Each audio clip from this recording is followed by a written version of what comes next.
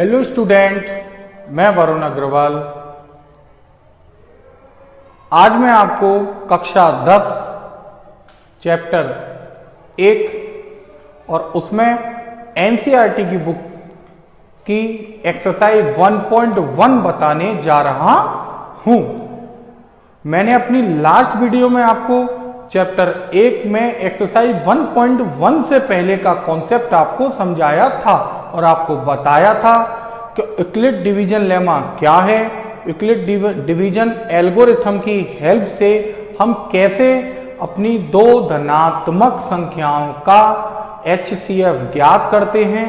तो अभी उस टॉपिक पर आधारित हम अपने क्वेश्चंस को कैसे करने वाले हैं, एनसीईआरटी की बुक की एक्सरसाइज 1.1 के माध्यम से हम अपनी उन टॉपिक को समझने का प्रयास करते हैं। तो आगे बढ़ने से पहले मैं आपसे रिक्वेस्ट करूंगा कि जिन्होंने अभी तक मेरा चैनल सब्सक्राइब नहीं किया है, चैनल को सब्सक्राइब कर लें, मेरी वीडियो को एंड तक देखें और साथ ही लाइक करें। वहां उपस्थित बेल आइकन को भी प्रेस करें जिससे कि आने वाले समय में मेरी लेटेस्ट वीडियो का नोटिफिकेशन आपको आसानी से मिल सके। तो अभी हम स्टार्ट करते हैं क्लास 10 चैप्टर 1 एक्सरसाइज 1.1। 1.1 का अपना पहला जो क्वेश्चन है उसमें आपको पहले क्वेश्चन में 3 पार्ट दिए हैं। पहला पार्ट, या मैं तीनों पार्टों की जनरली बात करता हूं, उसने बोला है यूक्लिड डिवीजन एल्गोरिथम की सहायता से, यूक्लिड डिवीजन एल्गोरिथम की सहायता से आपको दी गई दो धनात्मक संख्याओं का HCF यानी महत्तम समावर्तक ज्ञात करना है। तो अपना क्या है टॉपिक, यूक्लिड डिवीजन लेमा की हेल्प से आपको दो पॉजिटिव नंबर्स का क्या फाइंड करना है, HCF यानी मासापा ज्ञात करना है। तो कैसे ज्ञात करेंगे, हम वो प्रोसेस को समझते हैं। तो पहले क्वेश्चन का अपना जो पहला पार्ट उसने बोला है, जो दो डिजिट दी हैं वो दे रखी हैं 135 तथा 225। इन दोनों का हमको HCF ज्ञात करना है। किस किस का HCF ज्ञात करना है आपको, 135 और 225 का हमको HCF ज्ञात करना है। HCF ज्ञात करने के तरीके आपको हमने छोटी कक्षाओं में भी बताए थे, पर उसने बोला है यूक्लिड डिवीजन लेमा का प्रयोग करते हुए, यूक्लिड डिवीजन लेमा का यूज करते हुए। तो कैसे करते हैं हम उस पर चलते हैं। आपको जो दो नंबर दे रखे हैं, पहला नंबर है 135, सेकंड नंबर है 225। इन दो नंबरों में सबसे पहले आपको अपना बड़ा नंबर ढूंढना है। कौन सा बड़ा नंबर है और कौन सा छोटा है। 135 और 225 में स्पष्ट है कि 135 छोटा नंबर है, 225 आपका बड़ा नंबर है। तो अभी 135 और 225 में हम यूक्लिड डिवीजन लेमा को अप्लाई करेंगे। इसलिए 135 तथा 225 में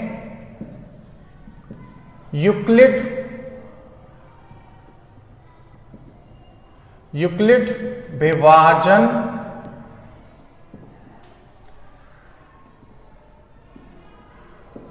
लेमा का प्रयोग करने पर, यानी आपको ये जो दो नंबर दे रखे हैं इन दोनों में यूक्लिड डिवीजन लेमा का हम क्या करने वाले हैं, यूज करने वाले हैं। यूक्लिड डिवीजन लेमा क्या कहती थी, हमारा जो छोटा नंबर है उससे आप बड़े नंबर को डिवाइड करिए। अभी हम 135 से 225 यानी 225 को डिवाइड करेंगे तो एक बार जाएगा और आपका जो शेष बचेगा वो कितना बचेगा, 90 बचेगा। कितना बचेगा, 90 बचेगा। यानी हम यूक्लिड डिवीजन लेमा का जब यूज करते हैं तो इसको हम लिख सकते हैं 225 इज इक्वल टू कितना, 225 इज इक्वल टू अपना कितना, कितने से डिवाइड किया है आपने, 135 से। और आपको जो भागफल मिला वो कितना मिला, 1 मिला, और शेषफल कितना मिला, 90। यानी हम इसको यूक्लिड डिवीजन लेमा जो थी वो ये कहती थी a is equal to b q plus r. ये यूक्लिड डिवीजन लेमा का स्टेटमेंट था कि जब आपको दो नंबर a और b गिवन हो और b से अगर हम a को डिवाइड करते हैं तो यानी b को जब हम a से डिवाइड करते हैं तो q बाहर जाता है और आपको जो शेषफल मिलता है वो कितना मिलता है, यहां r मिलता है। b से जब a को हम डिवाइड करते हैं तो q बार भाग जाता है और आपको r शेषफल के रूप में मिलता है। तो तब हम इस चारों नंबर को, चारों डिजिट को इस तरह से रिप्रेजेंट कर सकते हैं। तो वही हमने ये किया कि जब हमने 135 से 225 को डिवाइड किया तो 1 टाइम डिवाइड जाता है और 90 आपका रिमाइंडर आ जाता है। तो अभी डिवीजन एल्गोरिथम क्या कहती थी, आपकी यूक्लिड डिवीजन एल्गोरिथम क्या कहती थी कि क्या यहां रिमाइंडर 0 आया है या नहीं, आप उस पर फोकस करेंगे। यहां अगर मैं बात करूं, यहां जो शेषफल है वो आपका 90 है जो कि 0 के बराबर नहीं है। शेषफल 90 है जो कि 0 के बराबर नहीं है। तो ऐसी स्थिति में हम पुनः जो अपना शेषफल है, और हमने किससे डिवाइड किया था, अपना छोटा नंबर क्या था 135, हम 90 और 135 में पुनः यूक्लिड डिवीजन लेमा का प्रयोग करेंगे, यूज करने वाले हैं। यानी यहां शेषफल नॉट इक्वल टू 0, इसलिए 90 तथा 135 और 225 में छोटा डिजिट क्या है 135। तो 90 और 135 में क्या लगाने वाले हैं, यूक्लिड डिवीजन लेमा। और ये प्रयोग हम तब तक करते रहेंगे जब तक कि अपना शेषफल 0 नहीं आ जाता। यानी ये प्रोसेस हम कब तक दोहराते रहेंगे, जब तक कि आपका शेषफल यहां 0 ना आ जाए। तो अभी हम दोबारा करें, यानी कहने का मतलब हम 90 से डिवाइड करने वाले हैं 135 को। तो रफली आप 90 से डिवाइड करके लिख सकते हैं 135 को, 1 टाइम जाएगा और शेषफल आपका 45 रह जाएगा। तो इसे भी हम इसी तरह से लिखें यूक्लिड डिवीजन लेमा से, तो क्या लिख सकते हैं 135 is equal to 90 into 1 plus 45। अगर यहां मैं बात करूं तो यहां भी आपका जो शेषफल आपको मिलता है वो शेषफल आपको 45 मिला जो कि 0 के इक्वल नहीं है। शेषफल आपका कितना मिला आपको 45 जो कि 0 के बराबर नहीं है। और जब 0 के बराबर नहीं है तो हम इसमें पुनः यूक्लिड डिवीजन लेमा का यूज करेंगे। किन नंबर्स पर, हमारा शेषफल कितना है 45 और अभी हमने किससे डिवाइड किया था 90 और 135 में छोटा डिजिट क्या था 90। तो अभी हम 45 और 90 में पुनः यूक्लिड डिवीजन लेमा अप्लाई करते हैं। यानी 45 तथा 90 में क्या लगा रहे हैं, यूक्लिड विभाजन लेमा।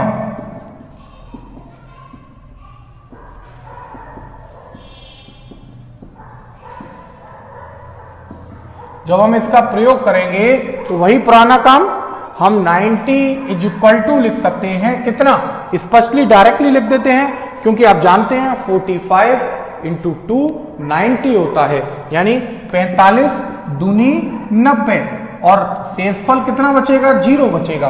तो हमने 90 को लिखा 45 गुणा 2 धन 0। अभी यहां शेषफल कितना आया, यहां शेषफल आपका 0 है और शेषफल 0 आने का मतलब ही क्या है कि आपका HCF ज्ञात हो चुका है। अभी हमने जब भाग दिया तो किस नंबर से भाग दिया था 45 से भाग दिया था 90 को, और भाग देने पर ही आपका शेषफल 0 आता है। तो यहां छोटा नंबर कौन 45, 45 से ही तो डिवाइड किया, तो 45 ही 135 और 225 का क्या होगा HCF होगा। तो हम कह सकते हैं, इसलिए स्पष्ट है कि एक लाइन, इसलिए यूक्लिड डिवीजन लेमा से स्पष्ट है कि 135 तथा 225 का HCF कितना रहा? HCF किससे लास्ट में डिवाइड किया था? 45 से। तो हम लिख सकते हैं 45 है, यानी 45 वह कॉमन नंबर है जिससे कि 135 और 225 में डिवाइड चला जाएगा, यानी हाईएस्ट कॉमन फैक्टर। यानी 135 के गुणनखंड करें और 225 के गुणनखंड करें और उन दोनों में हाईएस्ट कॉमन फैक्टर फाइंड करें तो हमें कितना मिलने वाला है? 45 मिलने वाला है। तो इस तरह से हमने एक्सरसाइज 1.1 का अपने पहले क्वेश्चन का पहला पार्ट आपको करके दिखाया है। इसी तरह से आप अपने पहले क्वेश्चन के सेकंड पार्ट और थर्ड पार्ट को भी करके दिखा सकते हैं। यानी हमको 2 नंबर आपको गिवन हैं, उन 2 नंबर्स का आप कैसे HCF ज्ञात कर सकते हैं वो हमने अपने इस क्वेश्चन में आपको करके दिखाया है। अभी हम चलते हैं अपने क्वेश्चन नंबर 2 पर। क्वेश्चन नंबर 2 क्या कहता है? पहले मैं क्वेश्चन नंबर 2 पढ़ता हूं, फिर उसको सॉल्व करके दिखाएंगे। क्वेश्चन नंबर 2 कहता है सिद्ध करो कि कोई भी धनात्मक विषम पूर्णांक, यानी कोई भी धनात्मक हो और विषम पूर्णांक हो, धनात्मक हो और क्या हो? विषम पूर्णांक हो, वह 6q + 1, 6q + 3, 6q + 5 के रूप का होता है। हमको ये बताना है कि हमारा कोई भी धनात्मक पूर्णांक संख्या, और वो भी कैसी हो? विषम पूर्णांक संख्या 6q + 1, 6q + 3, 6q + 5 के रूप की होती है, जहां q कोई पूर्णांक है। तो हमें ये प्रूफ करके दिखाना है। तो हम कैसे प्रूफ करने वाले हैं? सर्वप्रथम हम अपनी स्वेच्छानुसार एक धनात्मक विषम पूर्णांक संख्या लेते हैं। क्या लेते हैं? माना a कोई धनात्मक पूर्णांक संख्या है। हमने दिखाना है कि a कोई धनात्मक पूर्णांक संख्या है, यह हमने मान लिया। अभी हम ये प्रूफ करके दिखाने वाले हैं धनात्मक विषम पूर्णांक है। ये लिख देते हैं। क्या लिख देते हैं? माना a कोई धनात्मक विषम पूर्णांक संख्या है। हमने क्या मान लिया? कि a कोई धनात्मक विषम पूर्णांक संख्या है। अभी मैं ये प्रूफ करके दिखाऊंगा कि जो a है वो या तो 6q + 1 के रूप का होगा, यानी a बराबर 6q + 1 होगा, या a बराबर 6q + 3 होगा, या a बराबर 6q + 5 होगा। ये प्रूफ करके दिखाएंगे। इनके अलावा और किसी रूप में नहीं होगा। इसको दिखाने के लिए, क्योंकि आप स्पष्टली देख रहे हैं ये तीनों संख्याओं में यहां 6 की बात हो रही है, तो हमें यूक्लिड विभाजन लेमा का यूज करते हुए इसको प्रूफ करके दिखाना है। तो हम अपनी स्वेच्छानुसार भी, ये तो a डिजिट हो गई, हमें 2 डिजिट की आवश्यकता होती थी। आपको जो यूक्लिड डिवीजन लेमा बताई है वो क्या बताई है? a बराबर VQ + R। तो a और b 2 डिजिट गिवन होती थी, 2 पॉजिटिव नंबर्स आपको गिवन थे। तो एक पॉजिटिव नंबर तो हमने a मान लिया। अब बात आती है दूसरे पॉजिटिव नंबर की। तो दूसरा पॉजिटिव नंबर जो b है उसको मैं क्या मान लेता हूं? यहां के आधार पर 6 मान लेता हूं। क्या मान लेता हूं? 6। माना a कोई धनात्मक विषम पूर्णांक संख्या है तथा b बराबर हमने क्या मान लिया? 6 मान लिया। क्या मान लिया? 6। और जब 6 से a को डिवाइड करूंगा, यानी यूक्लिड डिवीजन लेमा का यूज करूंगा, तो क्या आ जाएगा? इसलिए a तथा b पर किससे? यूक्लिड डिवीजन लेमा से कितना आ जाएगा, a बराबर 6q प्लस आर। क्या लिख लिया, a बराबर 6q प्लस आर। आर के बारे में भी बताया था आपको, जहां आर क्या होगा, अगर मैं आर पर चर्चा करूं तो आर के बारे में बताया था, आर का मान 0 या 0 से बड़ा होता है। और हम किससे डिवाइड करने जा रहे हैं, हमने 6 से डिवाइड किया है, तो 6 से छोटा होगा, 6 से छोटा होगा यानी 6 से छोटा होगा, 0 के बराबर या 0 से बड़ा होगा।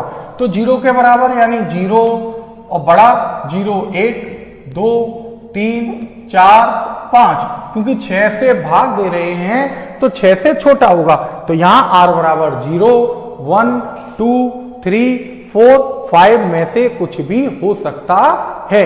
तो इस तरह से हमने हमें ये प्रूफ करके दिखाना है। एक बार जल्दी से रिपीट करता हूं कि कोई भी धनात्मक विषम पूर्णांक 6q plus 1, 6q plus 3, 6q plus 5 के रूप का हो सकता है। तो हमने अपनी ओर से a कोई धनात्मक विषम पूर्णांक चुना और b बराबर अपनी ओर से 6 चुन लिया।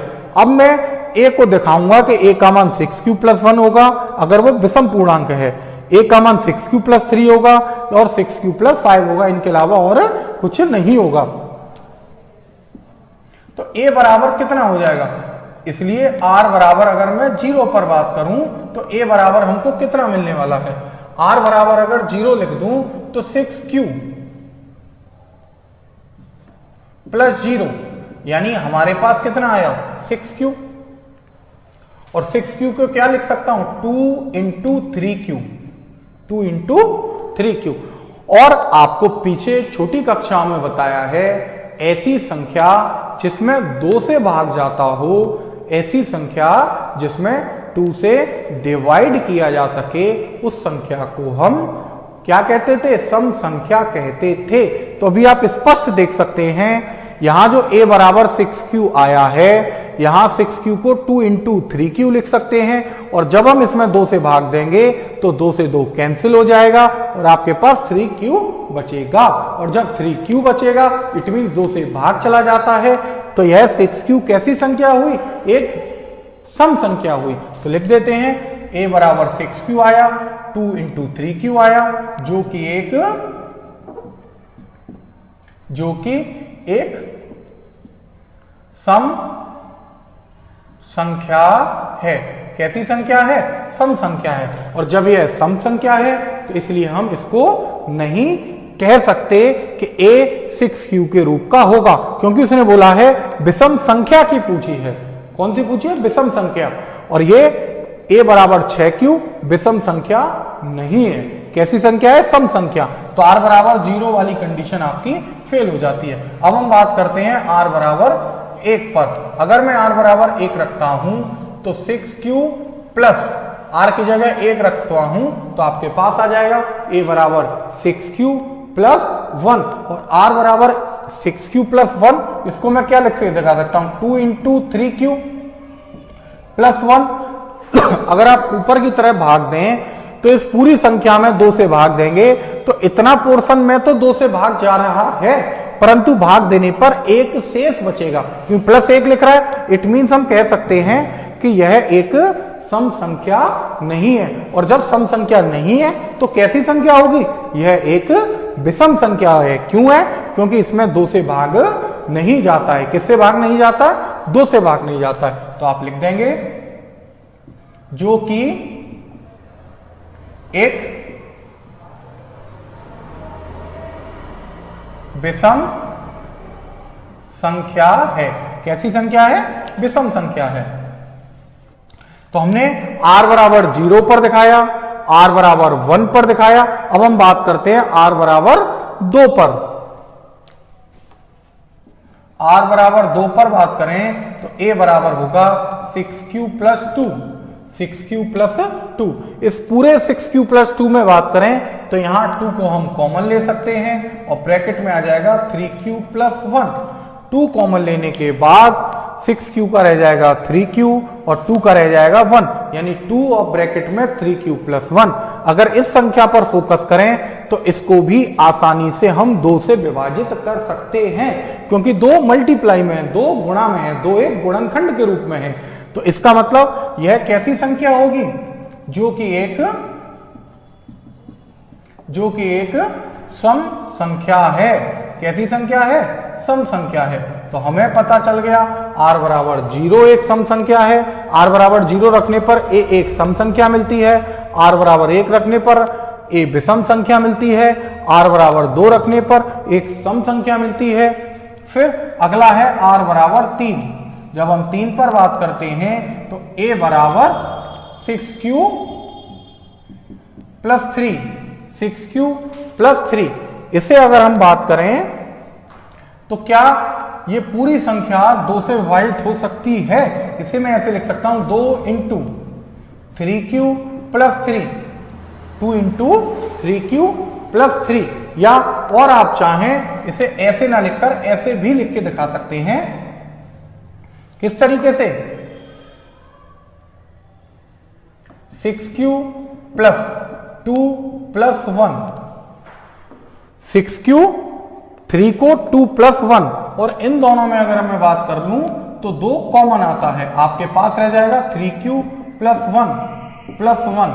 अभी आप देख सकते हैं स्पष्टली कि इतनी संख्या तो 2 से डिवाइड है, ये संख्या तो 2 से डिवाइड है, परंतु प्लस का क्या है 1, जो कि 2 से डिवाइड नहीं है। तो स्पष्टली दिखती है कि यह संख्या भी सम संख्या नहीं है, और सब सम संख्या नहीं है तो विषम संख्या होगी। आप लिख देंगे जो कि एक विषम संख्या है। ये हमने किस पर बात कर ली? r बराबर 3 पर। अब हम बात करते हैं r बराबर 4 पर। r बराबर जब 4 चलेंगे तो यहां r की जगह 4 रख देते हैं, 6q प्लस 4। इसमें 6q हो चाहे 4 हो, इन दोनों में से 2 को कॉमन लिया जा सकता है, आपके पास रह जाएगा ब्रैकेट में 3q प्लस 2। तो यहां स्पष्टली देख सकते हैं कि अगर मैं इस संख्या में 2 से डिवाइड करूंगा तो 2 से 2 कैंसिल हो जाएगा। तो जब 2 से भाग चला जाएगा तो क्या लिख सकते हैं? जो कि एक कैसी संख्या है? सम संख्या है। तो r बराबर 4 आ गया। अब हम बात करते हैं r बराबर 5 पर। a is equal to 6q plus 5। ये वैल्यू कहां रख रहे हैं? r की वैल्यू इस फॉर्मूले में रख रहे हैं। पहले 0 रखा, फिर 1 रखा, फिर 2 रखा, फिर 3 रखा, फिर 4 रखा और अब 5 रखा। अभी इसमें बात करें तो हम इसको कैसे लिख सकते हैं? 6q plus 4 plus 1। इन दोनों में बात करें तो 2 को कॉमन ले सकते हैं। जब 2 को कॉमन ले लेंगे तो ब्रैकेट में आ जाएगा 3q प्लस 2 और प्लस का 1। अभी इतने पोर्शन पर फोकस करें तो ये वाला हिस्सा तो 2 से डिवाइड है, परंतु भाग देने पर आपके पास 1 में भाग नहीं जा रहा, 1 शेष रह जाएगा। तो क्या स्पष्ट होता है? जो कि एक विषम संख्या है, जो कि एक विषम संख्या है। तो आपने देखा कि r बराबर जब 0 रखा तो सम संख्या मिलती है, 1 रखा तो विषम संख्या मिलती है, 2 रखा तो सम संख्या मिलती है, 3 रखा तो विषम संख्या मिलती है, 4 रखा सम संख्या मिलती है, जबकि 5 रखने पर आपको विषम संख्या मिलती है। तो हमसे विषम के बारे में ही तो पूछा था।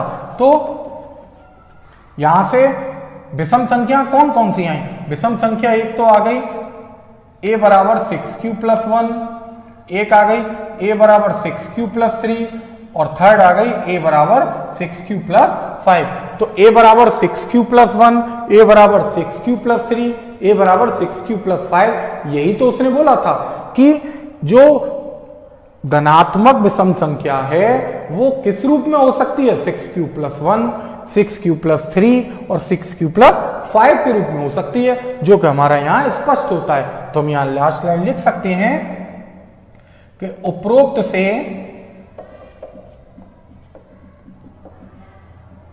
स्पष्ट है कि यूक्लिड डिवीजन लेमा के प्रयोग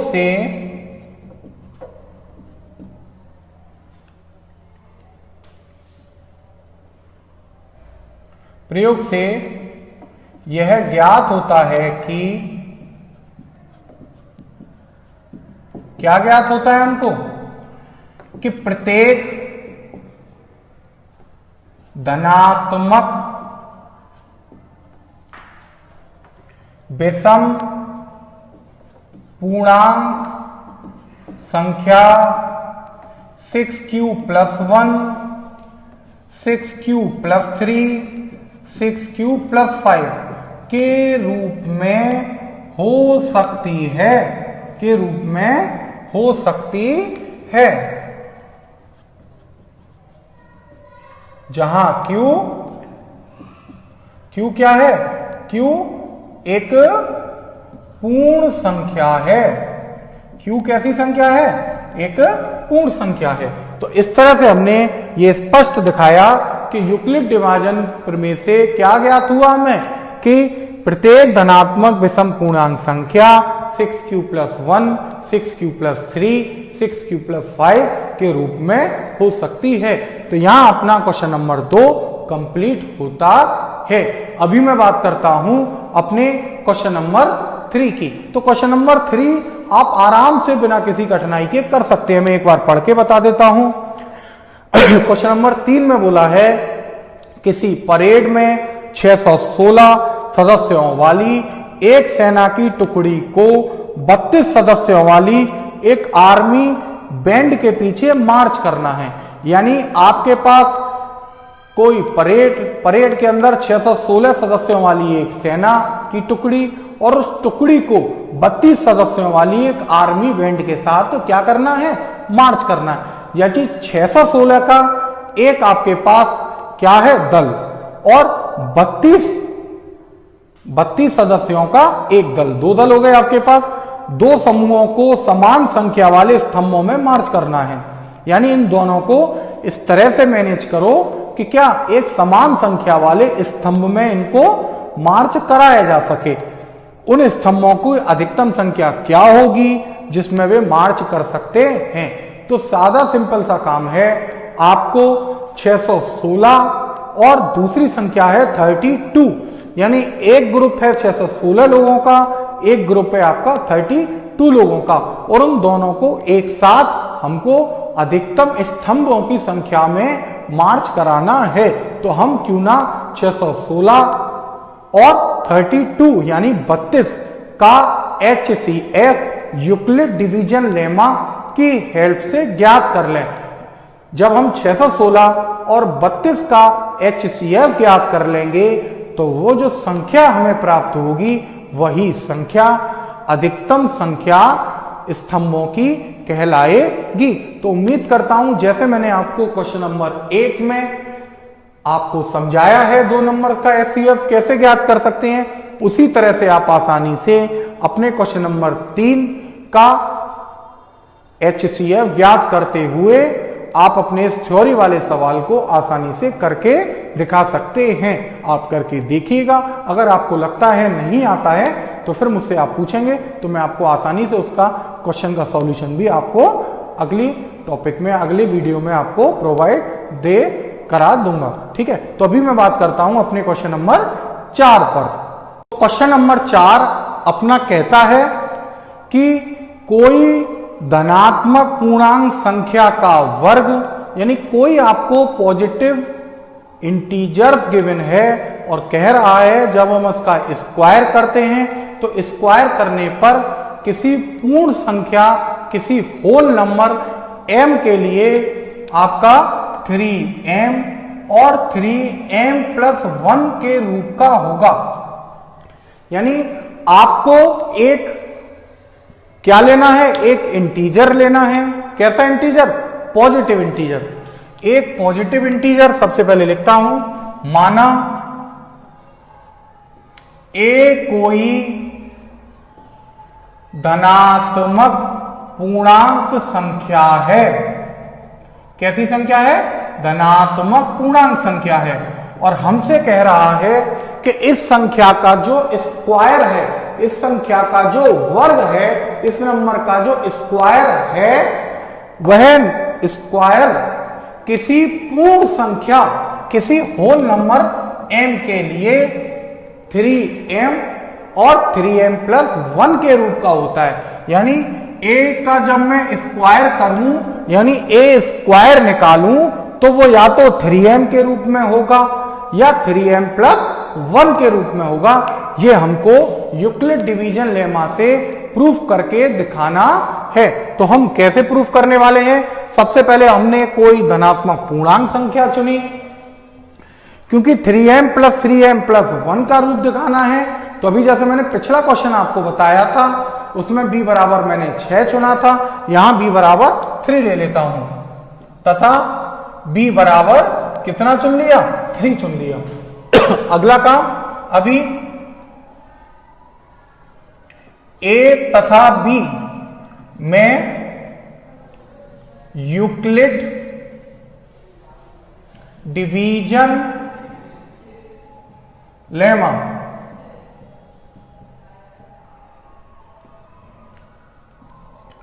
के प्रयोग से क्या होगा? जब हम a और b में यूक्लिड डिवीजन लेमा अप्लाई करते हैं तो क्या होने वाला है आपके पास? a is equal to 3q plus 1, a is equal to 3q plus r आ जाएगा। कितना आ जाएगा? a is equal to 3q plus r, जहां r जो होगा वो क्या होगा? 0 या 0 से बड़ा, और हम डिवाइड 3 से कर रहे हैं तो 3 से छोटा, यानी 0, 1 और 2। r की वैल्यू क्या हो सकती है? या तो 0 होगी, या 1 होगी, या 2 होगी। तो ये हमारे पास r आ गया। अब हम एक एक कर कर r की इन वैल्यूओं पर एक के बारे में विचार करेंगे। तो इसलिए a बराबर कितना हो सकता है? a बराबर 3q हो सकता है, 3q प्लस 1 और 3q प्लस 2 के रूप में। a 3q plus 1, 3q plus 2 के रूप में हो सकता है। तो ये तो हमने किसकी बात करी? a की। अभी हमें a की बात अब नहीं करनी, हमें a के वर्ग की बात करनी है, a के वर्ग की। तो a का वर्ग निकालते हैं। a स्क्वायर का मतलब 3q का स्क्वायर। अगर हम पहले बात कर लेते हैं 3q की, किसकी बात कर लेते हैं? 3q की। तो a square is equal to 3q का स्क्वायर। एक एक करके इन तीनों नंबरों पर सर्च करेंगे तो 3q के स्क्वायर को हम लिख सकते हैं 9q का स्क्वायर, और 9q के स्क्वायर को हम लिख सकते हैं 3 इंटू 3q स्क्वायर। क्या लिख सकते हैं?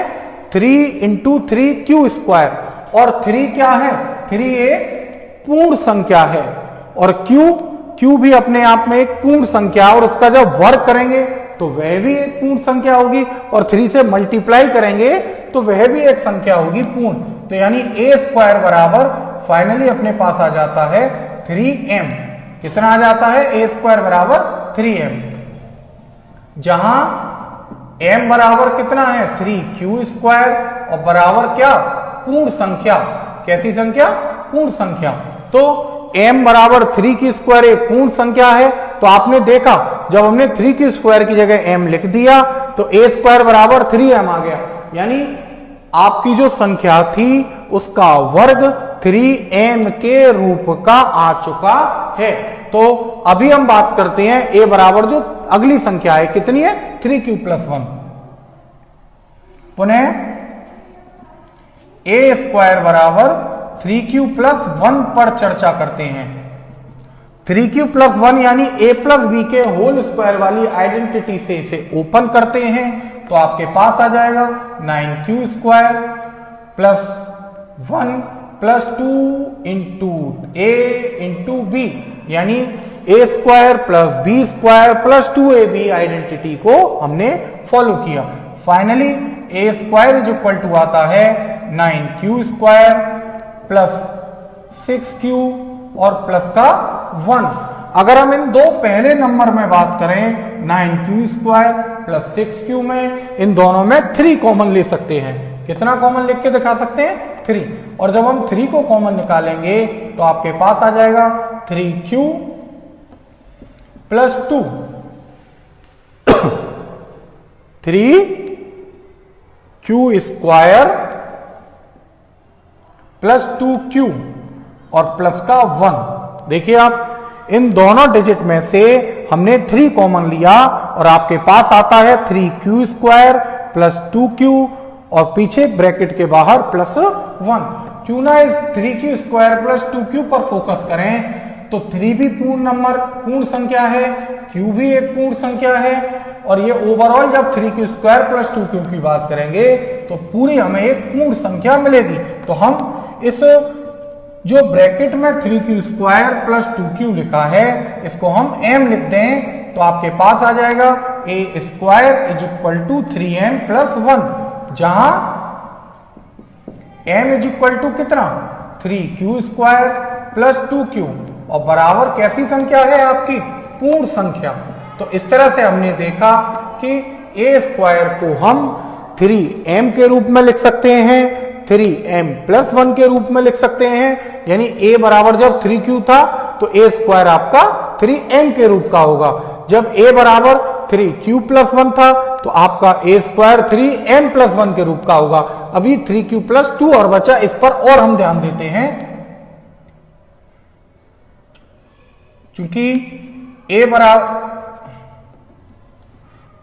पुनः हम चुन लें a² = कितना 3q प्लस 2 का स्क्वायर। एक एक करके इन तीनों डिजिट पर वर्क करने वाले हैं। पहले 3q पर करी, फिर 3q प्लस 1 पर करी, अब 3q प्लस 2 पर करते हैं।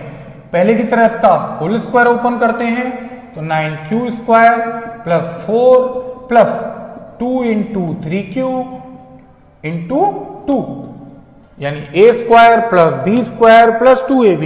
और इसको सॉल्व करेंगे तो आपके पास a² = आ जाएगा 9q² प्लस 3 2 जा 6 2 जा 12, यानी 12q प्लस का 4। और हम अगर ध्यानपूर्वक देखें तो 9q² प्लस 12q प्लस 4 को 3 प्लस 1 लिख सकता हूं। 4 को क्या लिख सकता हूं? 3 प्लस 1। और इन 3 डिजिट ये जो लिखी हैं इन पर फोकस करूं तो इन सब में से मैं 3 को कॉमन लिख सकता हूं। कितना कॉमन निकाला?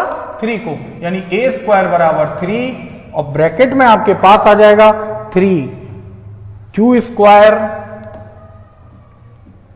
प्लस का 4q प्लस का 1, 4q प्लस का 1 और ब्रैकेट के बाहर है प्लस 1।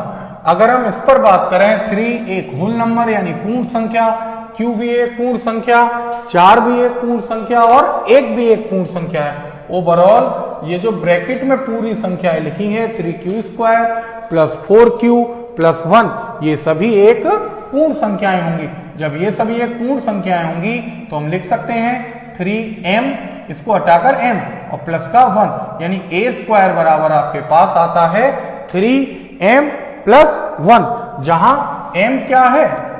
जहां m बराबर है 3q² प्लस 4q प्लस 1 = कैसी संख्या?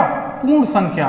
यानी आपने देखा कि हमारे जो डिजिट थी a डिजिट थी जो कि 3q प्लस 1 3q प्लस 2 के रूप की थी। जब हमने उसका वर्क किया तो वर्क करने पर हम देखते हैं कि उस धनात्मक संख्या, धनात्मक पूर्णांक संख्या का जो वर्ग है वो 3m आता है या 3m प्लस 1 आता है या 3m प्लस 1 के रूप का आता है।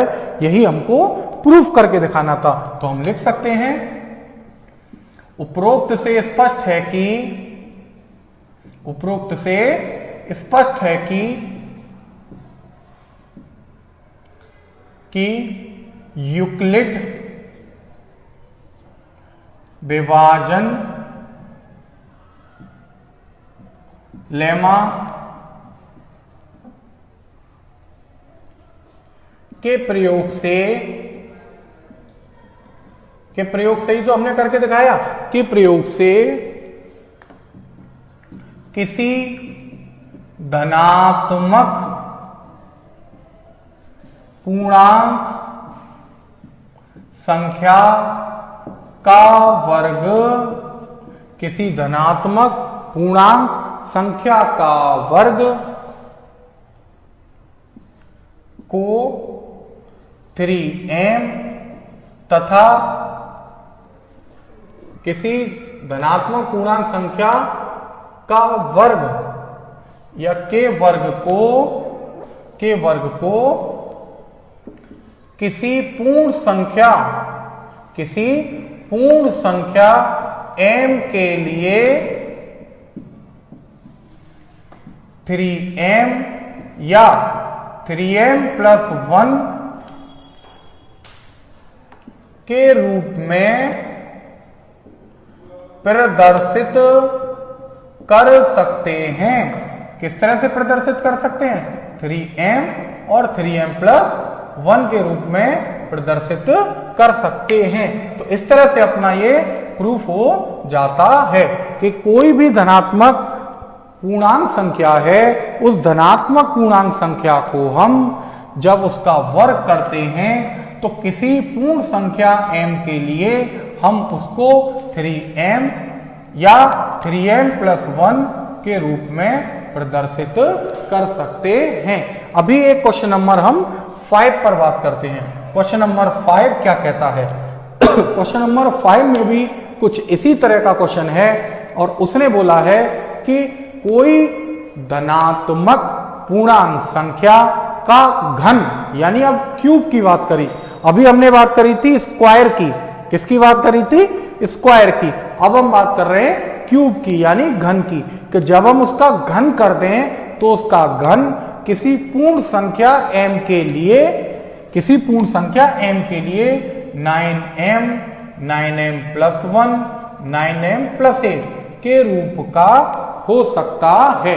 अभी हमको क्या प्रूफ करना है कि इसी तरह से एक धनात्मक पूर्णांक संख्या चुनेंगे और हम दिखाएंगे कि उस संख्या का घन किसी पूर्ण संख्या m के लिए 3m, 3m plus 1, 3m plus 8 के रूप का हो सकता है।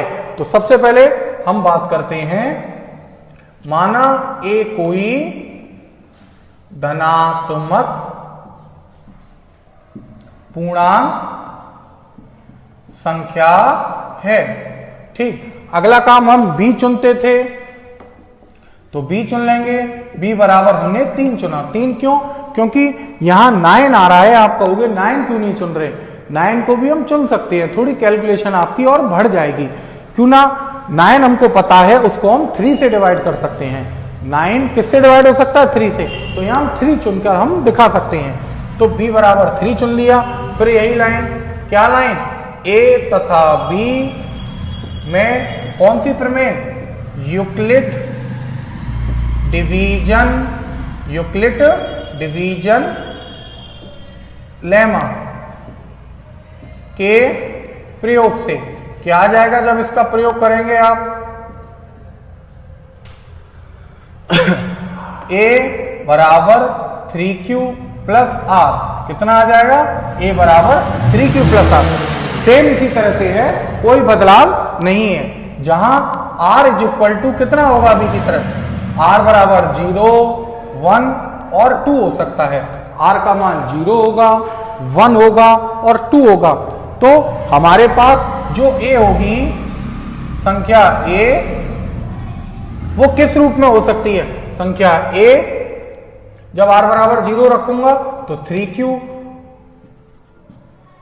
प्लस 1, 3q प्लस 2, संख्या a इतने के रूप में हो सकता है। संख्या a इन संख्याओं के रूप में हो सकता है। अब हम क्या करने वाले हैं? पहले हमने वर्ग करके दिखाया था, अब हम यहां घन करके दिखाने वाले हैं। क्या करके दिखाने वाले हैं? घन। तो अभी हम घन कैसे करेंगे, हम उसकी बात करते हैं। और कैसे हम उसको 9m 9m प्लस 1 और 9m प्लस 8 के रूप में दिखाएंगे। तो हमें क्या करना है, a की पावर 3।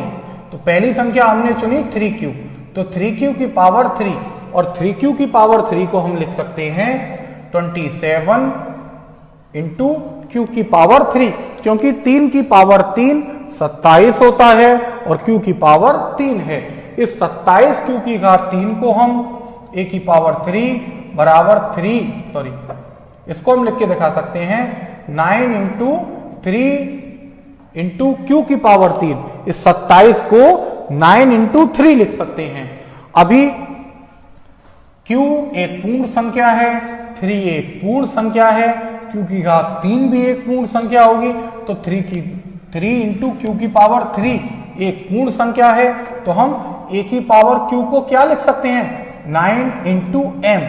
9 इंटू m, m बराबर क्या है, जहां m बराबर है 3 इंटू क्यू की पावर 3। और कैसी संख्या है ये, पूर्ण संख्या। तो हमने क्या देखा, हमने देखा कि हमारी जो संख्या थी a, जब हमने उसकी घात 3 करी यानी उसका घन किया, तो घन करने पर आपको 9m मिलता है। यही तो हमें प्रूफ करना था कि जब हम उस संख्या का घन करते हैं तो हमें 9m का रूप मिले, या 9m प्लस 1 का रूप मिले, या 9m प्लस 8 का। तो हमने पहली संख्या चुनी थी 3q, है ना, और उसका जब हमने घन किया तो घन करने पर हमें 9m का रूप मिलता है। अब हम बात करते हैं अपनी अगली संख्या 3q प्लस 1 की। तो हम बात कर रहे हैं 3q प्लस 1 की।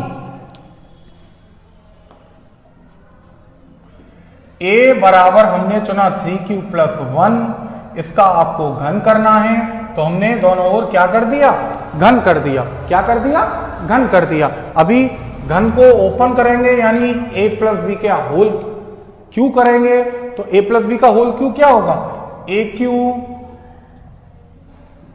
प्लस bq यानी 1 का क्यू 1, 3ab और ब्रैकेट में a प्लस v यानी aq plus bq plus 3ab और इनटू में ब्रैकेट में a प्लस v। a की जगह 3q है, b की जगह 1 है। और सॉल्व करेंगे तो a की पावर 3 इज इक्वल टू आ जाएगा 27 q की पावर 3 प्लस 1 प्लस 9q का अंडर मल्टीप्लाई करेंगे तो 27q स्क्वायर प्लस 9q का 1 से मल्टीप्लाई करेंगे तो 9q, यानी हमने 3q प्लस 1 का जब होल क्यू किया तो आपके पास आता है 27q की power 3 plus 1 plus 27 into Q square plus 9q। अभी हम ये जो 27q की पावर 3 है, 27q का स्क्वायर है और 9q है, क्यों ना इनको हम एक ब्रैकेट में लिख लें। 27 इंटू क्यू की power 3, 27 into Q square plus 9 into Q, इन सबको एक ब्रैकेट में लिखा और प्लस का 1 लिख दिया लास्ट में जाकर। अभी इस ब्रैकेट पर फोकस करें तो इस ब्रैकेट में से हम 9 को हर एक में से कॉमन ले सकते हैं। तो हमने 9 को कॉमन निकाला, आपके पास ब्रैकेट में रह जाएगा 3 इंटू क्यू की पावर 3, 3 इंटू क्यू का स्क्वायर प्लस क्यू और प्लस का 1। अगर हम इस ब्रैकेट पर ध्यान दें तो यहां 3 है, क्यू है, क्यू का स्क्वायर है, क्यू की पावर 3 है, तो क्यू भी एक पूर्ण संख्या है, 3 भी एक पूर्ण संख्या है, क्यू का स्क्वायर करेंगे वह भी एक पूर्ण संख्या, क्यू की पावर 3 करें वह भी एक पूर्ण संख्या, और फिर हम इनको इन क्रमबद्ध तरीका जो भी दिया है उससे जोड़ें तो एक पूर्ण संख्या मिलेगी। यानी इस ब्रैकेट को हटाकर हम एक नई संख्या लिख सकते हैं जिसे हमने नाम दिया m। क्या नाम दिया, m। तो अभी हम देखते हैं कि a की पावर 3 बराबर आता है 3m प्लस 1, यही तो हमें चाहिए था।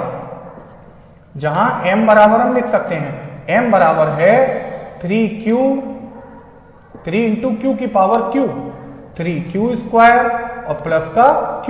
और कैसी संख्या है ये, पूर्ण संख्या है। कैसी संख्या है, पूर्ण संख्या।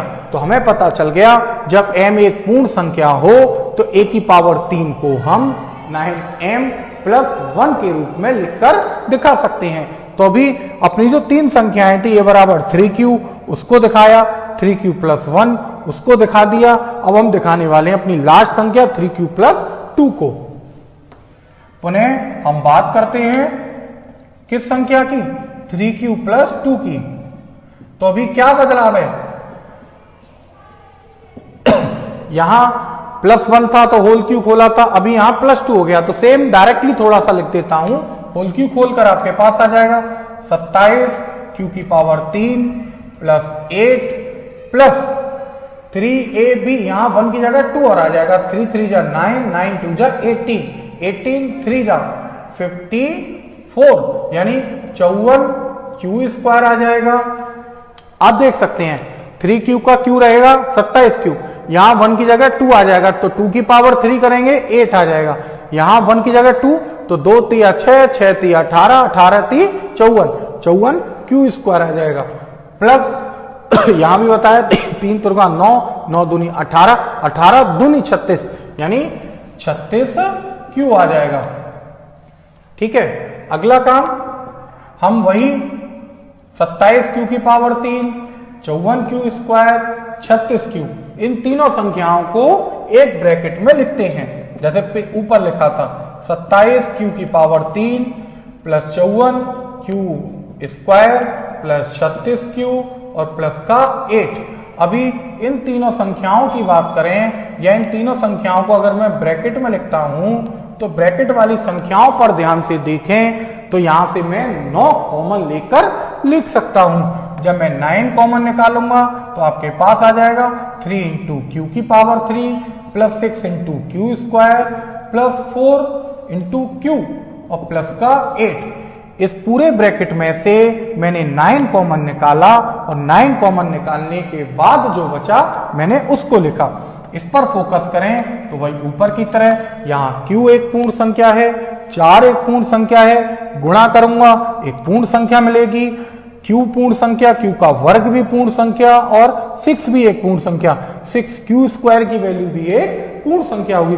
पूर्ण संख्या को पूर्ण संख्या से जोड़ूंगा तो एक पूर्ण संख्या। इसी तरह से 3q⁻3 भी एक पूर्ण संख्या, और जब पीछे वाली संख्याओं से ऐड करूंगा तो एक पूर्ण संख्या मिलेगी।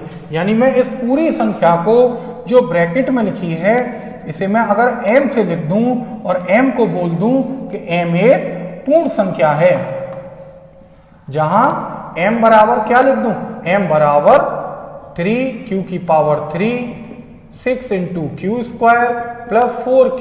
और कैसी संख्या है ये, पूर्ण संख्या है। कैसी संख्या है, पूर्ण संख्या।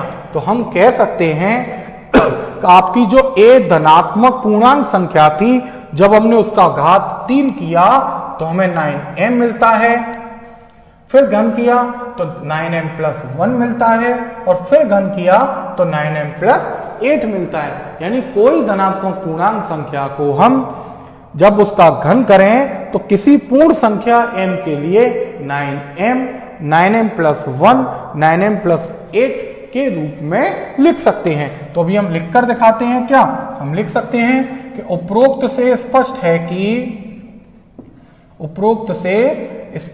कि क्या स्पष्ट है कि यूक्लिड विभाजन लेमा के प्रयोग से, जब हमने उसका प्रयोग किया तो उसके प्रयोग से किसी धनात्मक पूर्णांक संख्या का घन, किसी धनात्मक पूर्णांक संख्या का घन को किसी पूर्ण संख्या m के लिए, किसी पूर्ण संख्या m के लिए 9m, 9m + 1, 9m + 8 के रूप में क्या कर सकते हैं, प्रदर्शित कर सकते हैं, प्रदर्शित कर सकते हैं। तो इस तरह से हमने अपनी जो a कोई धनात्मक पूर्णांक संख्या थी, जब उसका हमने घन किया तो किसी पूर्ण संख्या m के लिए हमने दिखाया कि उसे हम 9m प्लस 1 9m प्लस 8 के रूप में लिखकर दिखा सकते हैं। और हमने इस पूरी प्रक्रिया में यूक्लिड डिवीजन लेमा का यूज किया है। तो इस तरह से आज हमने अपनी इस वीडियो में क्लास 10th का जो चैप्टर 1 था उसकी एनसीईआरटी की जो पहली एक्सरसाइज थी यानी एक्सरसाइज 1.1, उसमें जो 5 क्वेश्चन थे उसमें मैंने पहला क्वेश्चन बताया। पहले में 3 पार्ट हैं, उसमें मैंने पहला पार्ट बताया, बाकी के 2 पार्ट उसी तरीके से हैं। आप करके देखिएगा। अगर आपको कोई दिक्कत रहती है वो आप मुझसे पूछ सकते हैं। क्वेश्चन नंबर 2 मैंने किया। क्वेश्चन नंबर 3 पहले की तरह था, थ्योरेटिकल क्वेश्चन है और वही एचसीएफ फाइंड करना, उसे भी आप आसानी से कर सकते हैं। क्वेश्चन नंबर 4 करके दिखाया और क्वेश्चन नंबर 5 करके दिखाया। तो आज अपनी ये एक्सरसाइज कंप्लीट होती है। तो अभी मैं आपसे फिर रिक्वेस्ट करूंगा कि जिन्होंने अभी तक मेरा चैनल सब्सक्राइब नहीं किया है, मेरे चैनल को सब्सक्राइब कर लें, साथ ही मेरी वीडियो को लाइक भी करें और वहां उपस्थित बेल आइकन को प्रेस करें, जिससे कि आने वाले समय में मेरी लेटेस्ट वीडियो का नोटिफिकेशन आसानी से आपको मिल सके। तो अपनी अगली एक्सरसाइज तक के लिए कुछ नए टॉपिक और कुछ नए क्वेश्चंस के साथ आपसे मुलाकात करूंगा। तब तक के लिए आप सबसे मेरा नमस्कार।